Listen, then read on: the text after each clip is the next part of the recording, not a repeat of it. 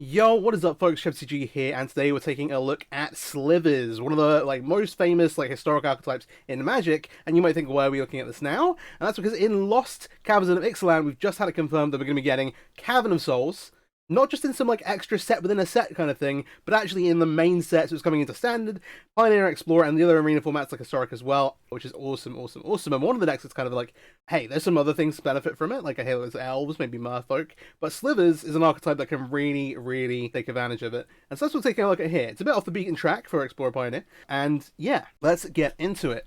So, the most recent addition, I should add, is Sliver Hivelord. I don't think I've covered Slivers since this actually got printed onto Arena in, I think, Explorer Anthology 3. Wooburg for a 5/5, Sliver creatures you can control have indestructible. Gives your entire board indestructible, proof from all that kind of stuff, as well as being a big, huge 5/5 Sliver. Just 3 copies, it does cost 5 mana, we don't really want to draw multiples, but it is really good if you draw exactly 1. The core of the deck, down here, is in the 1s and 2s. So, in Explorer we have Striking Sliver. A red for a 1/1. Slivers you control have first strike, and if you're not familiar with Slivers, each of them basically gives an ability to the other Slivers. So, for example, Hivelord gives indestructible, Striking Sliver gives first strike. In Pioneer, there's also Gale Rider Sliver, which is unfortunately a bit of a gap here. It was printed in M14 that gives all your Sliver creatures flying. Is a huge, huge buff to the deck, and hopefully we'll get it at some point in the future, as the one thing to note here. And so, because we don't have Gale Rider Sliver, we're actually leaning into Collector Company a bit. At 2, Predatory Sliver is kind of the most important piece here, because that's the one that buffs your other Slivers. We then have Mana Sliver. This adds mana. Gives all your Slivers the ability to tap for mana, which is really awesome for getting out an early Sliver Hivelord, or going off, just dropping a bunch of creatures onto the board very quickly, powering out Collector Company, that kind of thing. Sentinel Sliver. Creatures you control have Vigilance. Kind of a 1-2 punch here. Vigilance, plus being able to tap for mana, you can tap your board and then cast stuff. And then also we have Diffusion Sliver and Leeching Sliver. So Diffusion Sliver gives you some protection, kind of that Crystalline Sliver style effect. 1 in the blue for a 1/1. When a Sliver creature you control becomes the target of a spell or ability the opponent controls, counter that ability or spell or ability unless its controller pays 2. This effect, I believe, does stack in multiples, so you will have 2 of these triggers if you have 2 Diffusion Slivers in play. And so they have to pay 2 twice, which is really powerful. Protects it, kind of like a Kira Glass Spinner type thing. Really, really good. Leeching Sliver, another ability which also, again, stacks, and that's where this gets really dangerous. 1 in a black for a 1/1. Whenever a Sliver you control attacks, defending player loses 1 life. And with multiple of these, you can that builds up. So, every Sliver attacking causes 2 life, etc., etc., etc. Between this, Predatory Sliver, being able to give your team First Strike, we've got Haste up here with Blur Sliver at 3, and then also Belligerent Sliver gives a Menace to kind of give you a board evasion. Again, unfortunately, no Go Rider Sliver for flying, but Menace here, giving all your Slivers Haste. Really, really, really powerful. Obviously, the deck is synergy dot deck. All the cards are just buffing each other. But really, really fast aggro draws with Leeching Sliver, Blast Sliver, Predatory Sliver. Buffing your team, making your opponent lose life, and just everything coming into play with haste. Really, really, really potent. So holding everything together, we've got Collector Company. Again, I think that if you have the extra 1-drop with Gale Rider Sliver, you don't necessarily need to lean into this, because you can be a lot faster overall.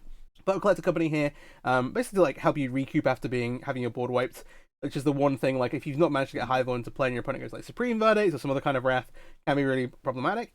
Or lets you go even wider, and again, with Sentinel Sliver and Mana Sliver, you can attack with all your creatures, then on your opponent's turn have mana up to Collector Company. It's adding some power here.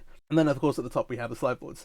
Onto the mana base, it's going to change a little bit when we get Counter Souls. That uncounterable ability is going to be incredible. There are a few different lines to choose from. The first one we've got here, that I finally got around to crafting, is 4 copies of Sliver Hive. It's a rare land. Taps add mana of any colour to spend to cast a Sliver spell, but also has this 5-tap ability to create a 1/1 colourless Sliver token. You can only activate if you control a Sliver, so you do need to have played one, have one in play to start making tokens off of it.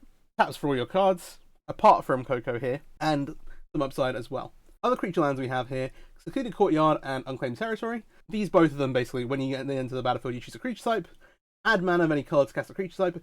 The upside with Secluded Courtyard is it also activates for abilities of that creature type as well, whereas Unclaimed Territory is just casting the spells. So, Secluded Courtyard is slightly better. We've not really got any abilities we're actually paying to activate here, but something to bear in mind. We've also got 4 copies of Mana Confluence, and then your reason why you're oh, why do you have 2 copies of Unclaimed Territory, 4 copies of Mana Confluence?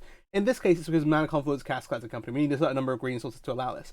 So we have Mana Sliver as well, but Confluence here, and then 1 each of Botanical Scent and Blooming Marsh, 2 copies of Copperline Gorge, because we're primarily red and green. The reason we don't have 4 Gorges is because we do want to be able to cast the Hivelord later in the game. And then we have 1 Boseiju here, some nice utility versus problematic enchantments, things like Temporary Lockdown that can really shut you down, Leyline Binding, all that nonsense, Fires versus Fire attacks. Just really, really solid. The other thing to note here, we've got 4 copies of Mutavault, which is a Sliver, of course. It's colorless, so it doesn't help you cast Hive Lord, but we're kind of hoping to get around that with like Mana Left Sliver a little bit. But hey, super powerful and gives you another like edge against control decks where they're going to try and rack your board.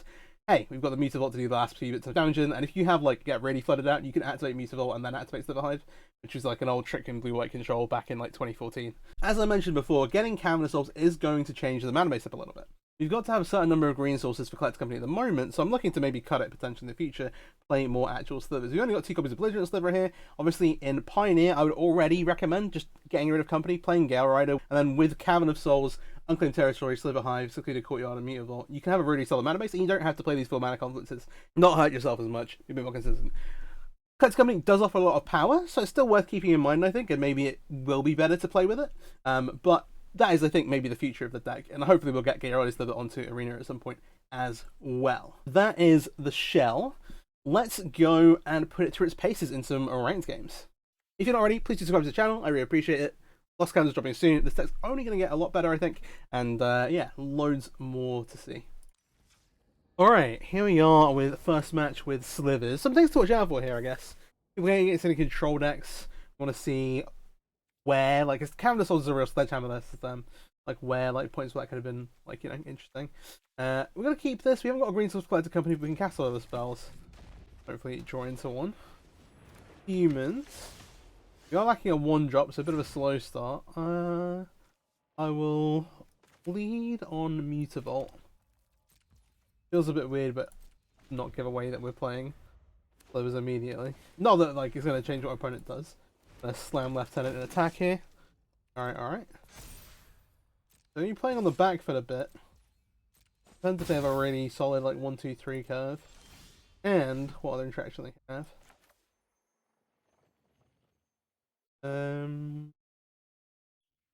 I think which order I want to sequence these. I think the best thing to do is just start making predatory Slivers. You've got a few to work with. Still, okay, Collector Company's like a bit out of the question for the time being anyway. Options to trade off with a Lieutenant. I'm very tempted. Not really any profitably able to block any of these other creatures, and Barley's Lieutenant in particular is going to grow later on. Maybe they're stuck on, well, no, they've not played a third land, so we've seen they're stuck on 2. Mana Left Sliver is a big one. We can get this down here. Alternatively, if we go... I'm going to play Blur Sliver, and then we can double Sliver next turn with both of them being able to tap for mana. This lets us really dump our hand out, I think. Just be mana efficient this turn. We can't attack through the first strike, but we're setting ourselves up to be in a good spot. Vanguard, taking some damage, go to 10. Again, no desire to block. Alright, didn't draw a green source. Again, we're not at a point where we can cast Company quite yet. We'll name Sliver here. Go ahead and make Mana Weft.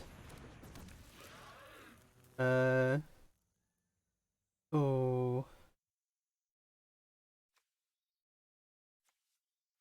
It's an interesting one. We want to catch all of these.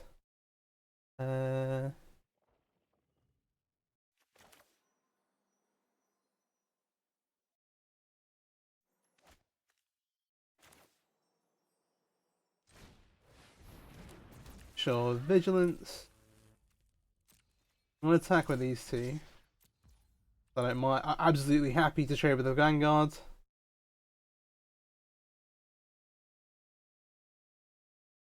Assuming they're not going to want to do that. No, of course not. Alright, and then let's go... use the Mana Left Sliver and the Blur Sliver here. To make the second copy of Sentinel, and we can end turn. Don't mind trading the Sentinel Sliver off. Again, depends. Like, our opponent needs to hit their third land drop. They've got like an Adeline to power this up. Well, they can't attack with it straight away and power it up, but soon. But to hopefully get a profitable block. So we're on 10. We want to be a bit careful. We could try and eat the Copper Coat. They could have a... Ooh, what if they have... a Django is what I'm thinking. But if we make these blocks, we can just start companying. I think we just try and trade here, trade here. I don't think we've got a way to, like, maybe they have Brave. Brave's how we get blown out here, but I think they made this attack so they've got it in Django. No, they do have a Brave Elements. That's tough. Okay, yeah.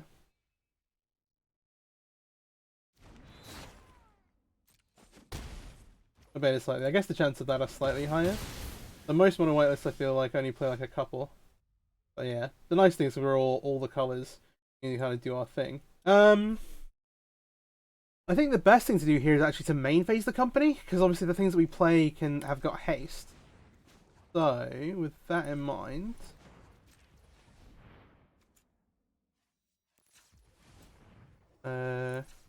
green here. Go ahead and cast this. Alright, first strike's important. Belligerent Slivers like the largest one here. I'm not super worried about targeting. We're on 7, they're on 17. We also can get some attacks in. First strike makes blocking hard for them. I think we just want to grab these two. Sounds right to me. Alright. Fine. We've got one thing to block with, I feel okay about it.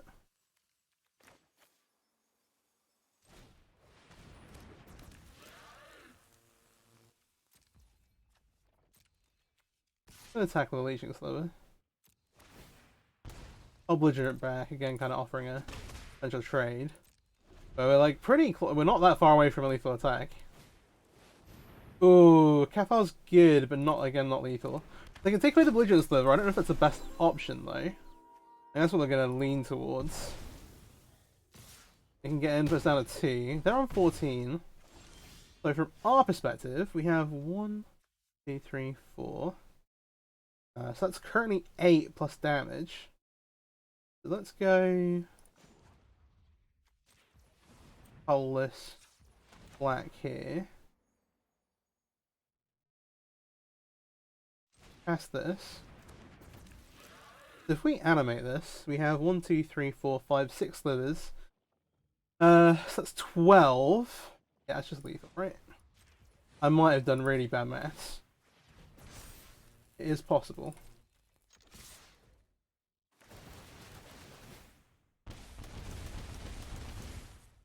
Yeah, we got him.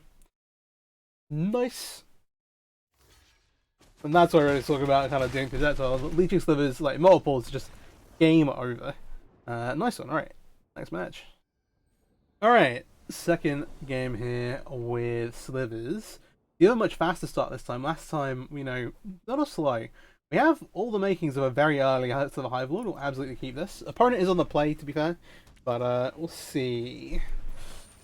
Mono red, maybe red blue. Means that we are in danger of being interacted with. You know. Some creatures dying. We'll see how that goes. We'll see. If we can stick him out on F level, I feel pretty good. Knee Swift Spear. No blocks. Alright, cool. No spell there. Oh, okay. Let's play Mutavault. Save the life. Let's go Man on a Sliver here, and we'll take a Striking Sliver. If we get Goblin Chain Whirled, I will concede. Maybe. I'll be very unhappy. Oh, they do have it. They just we've been good games. All right, well, that feels pretty terrible. I'll be honest, but we can try and crawl back. Name Sliver.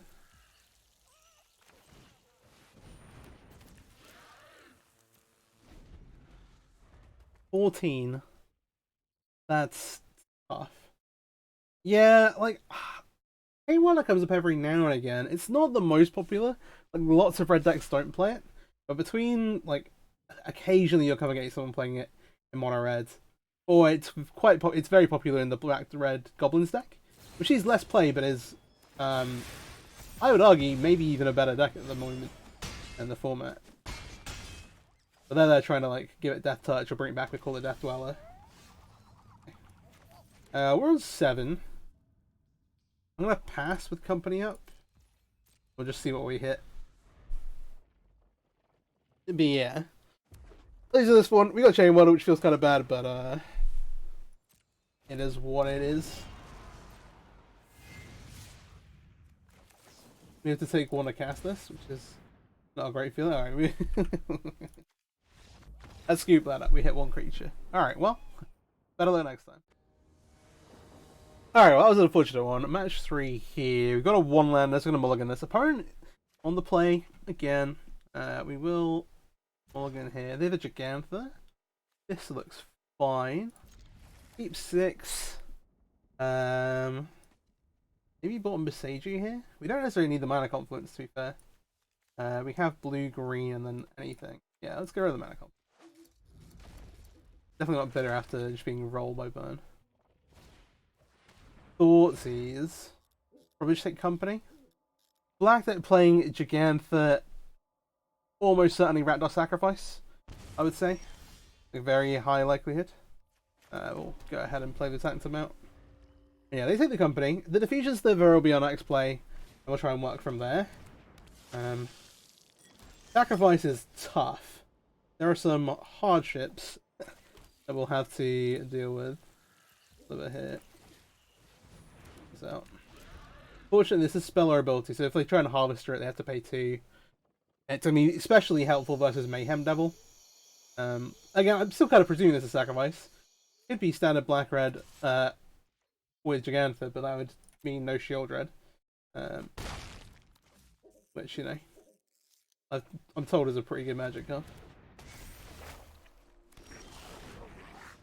Okay. Mutavault. Yeah. The best thing to do this. We're taking some damage at the minute. Being in a position where we can at least threaten to like be okay blocking with Sentinel Sliver is pretty good. We could also Besagi the Fable. That's kind of giving up a tempo to not play a spell this time. I don't think we actually want to block and trade our board away anyway. I think the best play from our side is actually just making a second Diffusion Sliver, meaning that they just can't interact with our board. I think that's fine. Alright. It's a slow start. Oh, they could also have a Midnight like Massacre's like a one of in like some lists, but normally it's more of a sideboard card. If we get Massacred, I think we can call that unlucky, but okay. Again, getting no blocks here, go to 12. Witch's Oven. Sure. Second Witch's Oven. Yeah. Okay, Striking Sliver's pretty neat. Let's do some blocking. Again, we're very close to being in a position where we want to be using the Besagi, so I want to keep it in hand. Oh, we're not dying, are we? I don't think so. Make the Sentinel Sliver. That way we can attack and still block and stuff. Make the first right Sliver in case they have some weird shenanigans going on. Fine. GPU. Now we've got first strike on all our blockers, we can make some actual block sets of these things. Normally you'd be worried like, oh, what if they play a removal spell and like disrupt our blocks? But here they need to pay 4 mana for that, which is a fairly high cost. We still do not want to give them like untap reflection, if possible. So we do still have the Besagi to deal with that. I've been kind of saving it so that we can keep to the board. We'll see if that pays off or not.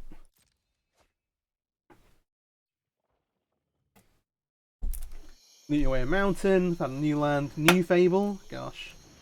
Okay. Well, they only get to loot 1 card this time.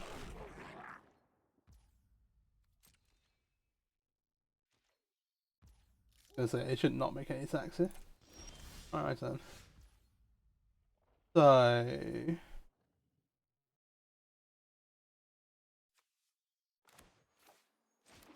play a Mutavault. Huh. It's an interesting one. I'm gonna make some attacks.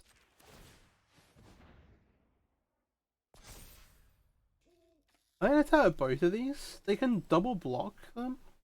They'll be trading away good stuff. Emotional one's out with the Mutavault. Make sure the Sentinel Sliver lives. They're on 16. I mostly don't want them really to untap with.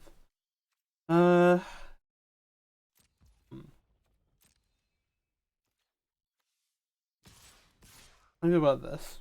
You don't answer the reflection again. So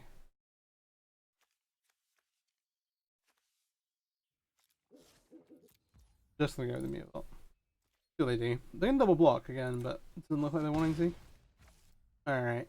So you've got 1, 2, 3, 4, 5, 6 mana. 1 mana to use this. If they actually want to sacrifice a killer guy. Another one. I think I'm just gonna go green colorless.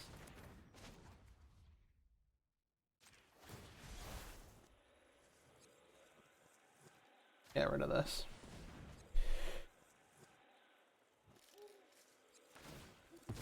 Oh, love that. They don't get to get a land. I'm more than happy for that to be the case. Alright. And done. I'm being a little careful here, but it's a tricky one. There are so many cards in the black-red deck that would just absolutely nuke us if we didn't have the Fusion Slivers in play. Cauldron Familiar is tough. Claim the Firstborn, they now have to pay 4 mana, but they can do that.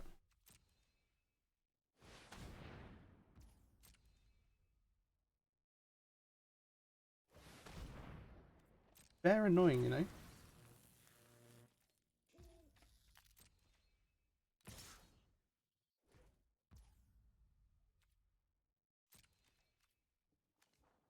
I'm gonna sacrifice either way. Damage on it, I think. It's annoying because it's gonna let them open them up to like being able to Blood-Dive Harvester later. But okay. There's some good draws. There's a bunch of really good draws on our deck. At the moment we're slowly going to die to Cauldron Familiar, and that's eventually going to flip this reflection. Losing the Fusion Sliver is pretty big. We're also quite close to being able to activate Sliver Hive. Does not mean I want to draw another land though. Okay.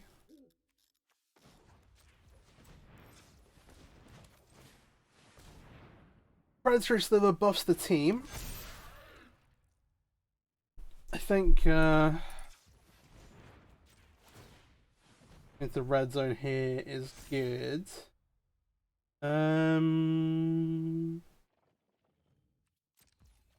don't want to offer up the Sentinel Sliver, but I don't want to offer up the Striking Sliver. It's too valuable, but I think we're going to have the Sentinel Sliver now. We need to try and make them block with things that aren't Cauldron Familiar. We'll try and whittle their life total down a bit. Yeah.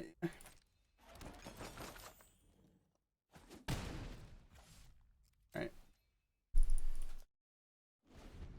Losing the top deck war. Kind of hoping to draw either company. At the moment we actually can't cast Hive Lord. But oh gosh. Well. I imagine these Mayhem Devil triggers will get directed at us rather than our creatures. But they might do a bit of mix and matching. At the minute they have 3 mana open, so they can't do more than 1. So I imagine they'll come to our face. Yeah.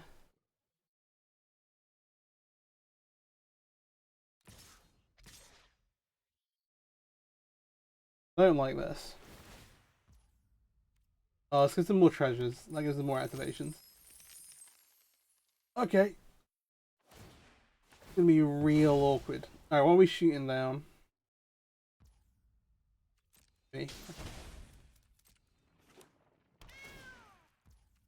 Yeah, so we're 9. There are 2 Witches Ovens. I'm gonna keep these coming at my face, assumedly. Sure. These 3 treasures represent another 3 damage.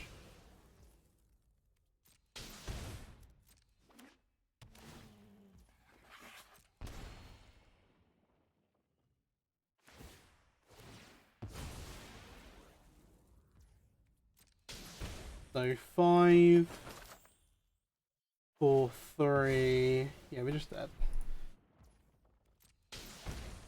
We take 1 here, 1 from the Witch Oven. They've got the cat in the graveyard. I'm just gonna save us some time. Alright, next one. Alright. Tough one versus Black Red. It was looking okay, but kind of lost the top deck battle. Fable does help with that, but alas. If we hit a company there, we maybe get there, but on the draw again. We are. Not a terrible hand. It goes. We'd like to see like a mana of Slivers to accelerate us a little bit. But okay. Right, sadly at the moment, not gonna have a 1-drop very often. Get rid of Sliver, I think will give us like a pretty nice angle. I would read mono green, but we'll see. Generally, mono green players invest in nice forests. So that's the kind of read I'm getting here. Given green, I'm just gonna make the Leeching Sliver. Unlikely we're gonna need to protect ourselves from targeting soon, but hey, could always be proven wrong.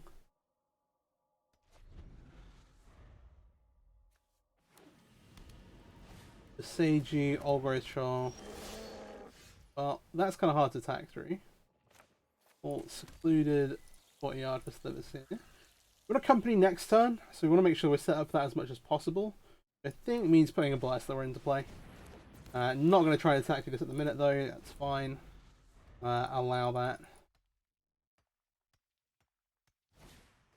And then hopefully we can grow at the top of this, or alternatively just... Oh, okay. Absolutely no blocks. I was not expecting that attack. They should untap the troll. No, untap forest, make a mistake. Alright, oh jeez. There's a couple of things here.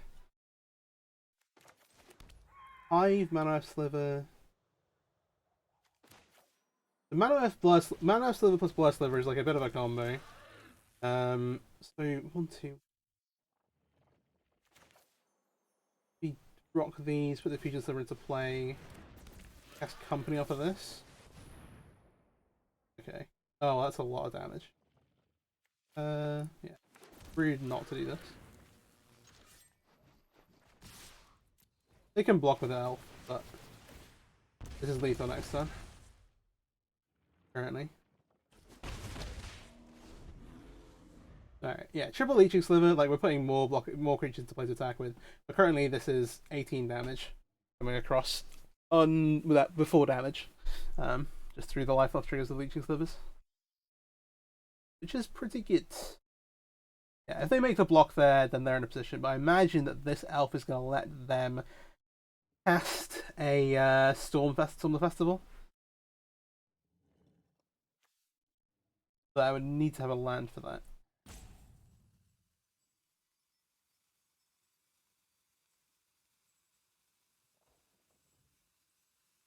We'll see. If they have Psylocke, oh no, there's no way they play main deck Psylocke. I don't think so.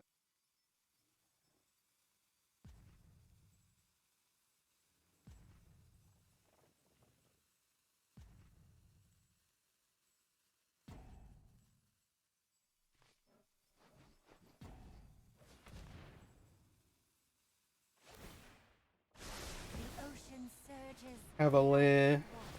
Yeah, I think they need to hit a land maybe. For Solar Festival from hand.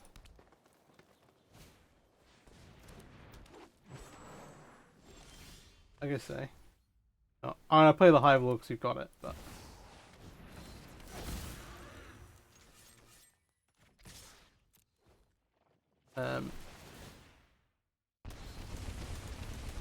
The machine gun. There you go. Alright. I'm gonna play one more. Alright, last match here with the Slivers deck.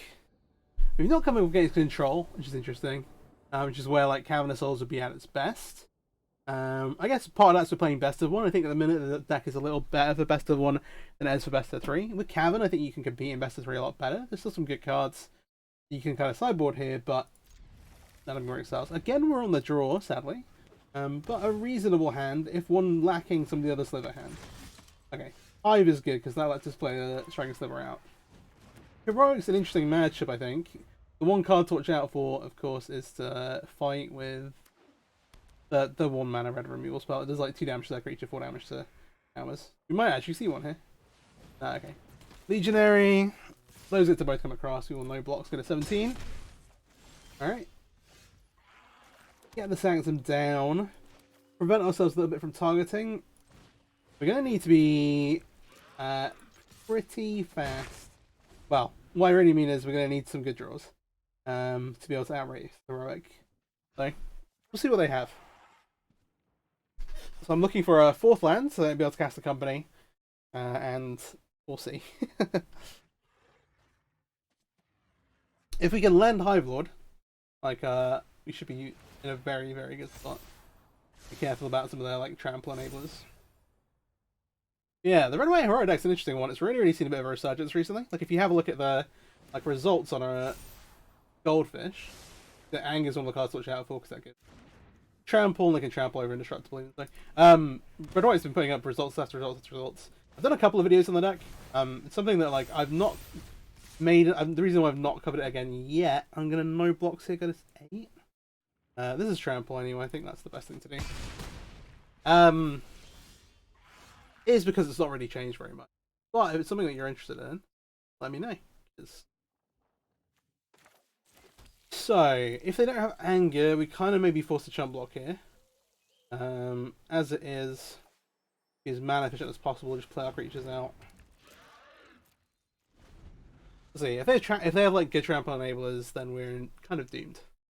There's a particular card, which is like 1 and a red. Either target creature gets +4% in trample, or up to 2 target creatures get +2% in trample. Both of those spell pretty much doom for us. I think we're on 8. I think it's hard to make. I don't think there are any trample enablers that are instant speed. Oh no, it's just the one I'm talking about. So if they have that, 2, so like effectively like an extra 6 power, make 14. We're dead anyway if they have it. I think we have to not play around it.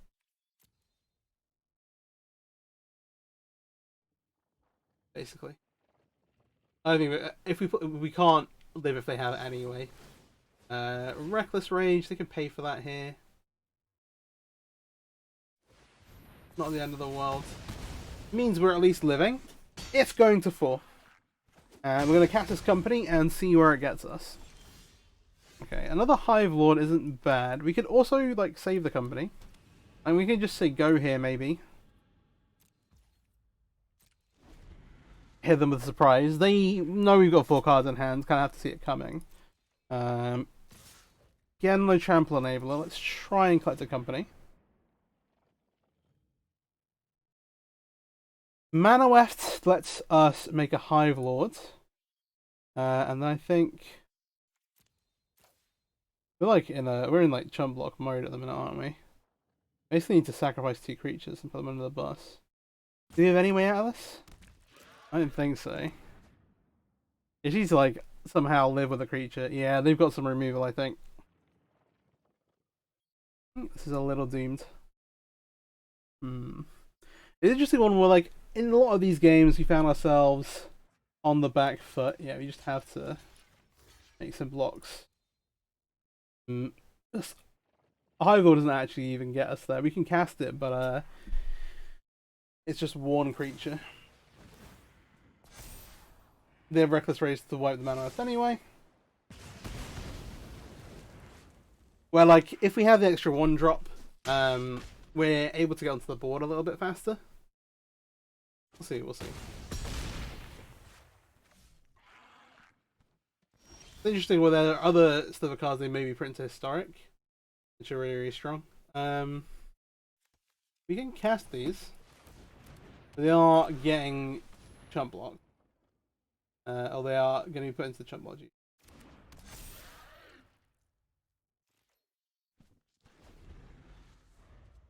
I'm kind of stalling out here, but we are all kinds of dead. Because we need to deploy 2 blockers a turn at the moment. And like we could draw another company. Yeah, Reckless Rage is seal the deal. We will scoop it up. Alright, well, I'll see you in the post game. Alright. Here's the post game with Slivers. We went 2-3 overall, not too bad. A little unfortunate in some of those draws. But then also, we do feel ourselves like falling behind a bit. Without having like Predatory Sliver early or like Mana Sliver to accelerate us, we do kind of fall behind on the board. Even though we managed to like clutch out some games like Mono White, did struggle a little. Cavern's gonna help versus like control decks, like when they're playing counter spells, things like blue red, even the blue red combo decks, all the blue white control decks, Esper, that kind of thing. But won't help too much versus more of the more mid-range stuff, where we're kind of, again, you can see there we're kind of falling behind. Like, what can we do about that in the short term? Gale Rider Sliver, the blue 1-drop that gives us Slivers flying, letting us get onto the board quickly, just have more of a presence on the board, really, really good. The other options that we have, like, in Pioneer and Explorer at the minute, Orange Sliver can help us maybe stabilize the board, but costs like 4 mana. That's one other way we could go. Instead of playing Company, we could try and be like, alright, cool, we're going to make our team give it double strike. But only having one way to kind of pump our creatures is a little awkward. It's a tricky one. I think the deck shows a lot of promise, and like we obviously have some really, really powerful draws. You can see kind of the power there with Leeching Sliver, and even though we did eventually lose to Sacrifice, Diffusion Sliver was actually great there. I think once we get Gale Rider Sliver, the deck will be really, really good in Arena, especially with Cavern. But at the minute, it's still like pretty solid. I've made a couple of videos on it before. This is, I think, the best configuration. I'm not too big a fan of Boneslice Sliver. I'm not sure about like budget Slivers. Menace is the other way you can push damage through other than Gale Rider, and so maybe without Gale Rider we need to go up to 4 copies of Belligerent Sliver. But other than that, obviously there aren't too many options. Steel Form Sliver, like the toughness boost is just too expensive for 3 mana. Hive Strain is an interesting one if you want to play build in a way to be able to cast spells. Being able to put multiple Slivers onto the board is good. Like, you can find ourselves there in positions where like either we need Collector Company to get like a 2-for-1. Hive Strings also kind of provides that. It's a bit of an interesting take on the deck as well. But again, is a struggle to cast it while maintaining all the other colours. So something to consider. But yeah, I think the deck's good, but needs like a little bit more help. Once we have Cavern, I think you can start taking it into best of 3. There's some pretty good sideboard cards. You need to be, again, a little careful with those colours. And obviously, Cavern gives you an edge against the control decks that are a bit more popular in that format. And then, other than that, I think eventually we'll get Gale Rider Sliver. I was really hoping they'd put it in Explorer Anthology 3, because they added some Sliver stuff, like Hive Lord was in Explorer Anthology 2. I was like, oh, maybe they'll like complete it that way. But when we get Gale Rider Sliver, I think the deck will be in a pretty good shape too. And obviously any additional Slivers they print, like if they reprint any of the other like toughness buffs into Pioneer Eagle sets, maybe we'll get those onto Arena for like Historic. That'd be pretty cool. But yeah, that's where we are at the minute. Hope you enjoyed the video. Thanks for watching. Please do subscribe, like, share it around. I really appreciate it. And peace out. Take care.